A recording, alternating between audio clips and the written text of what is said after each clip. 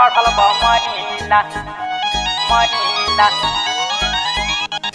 चढ़ल बा महीना मुश्किल भइल हमर जीना राजा अब चढ़ल बा महीना।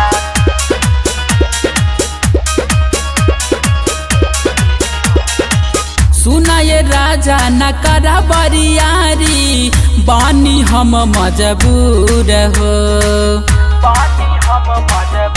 ए जी हटी ना दू चार दिन के तो बात बटे राजा रही न हम से दूर हो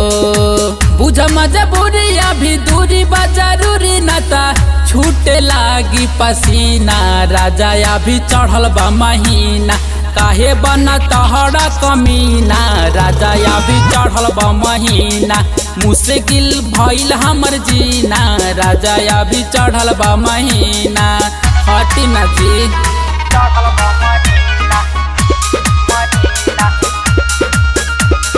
चढ़ल बा महीना मुश्किल भइल हमर जीना राजा अभी चढ़ल बा महीना। चढ़ल बा महीना महीना हाई तोहरे नूरानिया जानी करी मना मानिया दू चार दिन के बात बा फिर काटिया नुचानिया ए बोला ना हाई तोहरे नूरानिया जानी करी मना मानिया दू चार दिन के बात बा फिर काटिया नुचानिया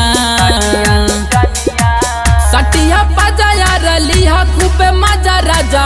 अभी दूर रही ना राजा अभी चढ़ल बा महीना काहे बना तहरा कमीना राजा अभी चढ़ल बा महीना मुश्किल भइल हमर जीना राजा अभी चढ़ल बा महीना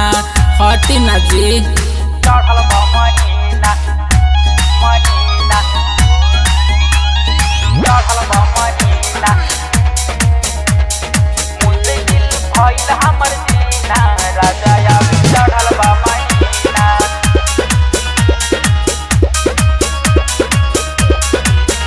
तू ता बड़ा मटन राजा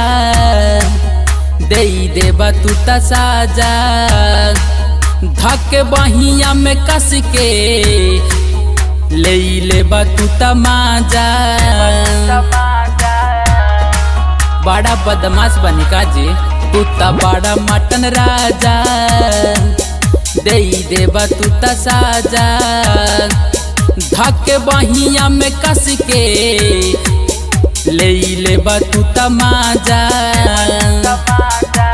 कैसन तू भारत बाड़ा बुझत ना दर्द बाड़ा काहे बनता कठोर राजा अभी चढ़ल बा महीना काहे बना तहरा कमीना राजा अभी चढ़ल बा महीना मुश्किल भइल हमर जीना राजा अभी चढ़ल बा महीना।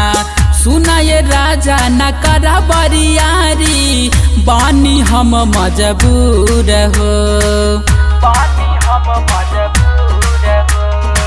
दू चार दिन के तो बात बटे राजा रही न हम से दूर हो बुझ मजबूरी अभी दूरी बा जरूरी न ता छूटे लागी पसीना राजा अभी चढ़ल बा महीना काहे बना तहरा कमीना राजा अभी चढ़ल बा महीना मुश्किल भइल हमर जीना राजा अभी चढ़ल बा महीना हटी ना जी।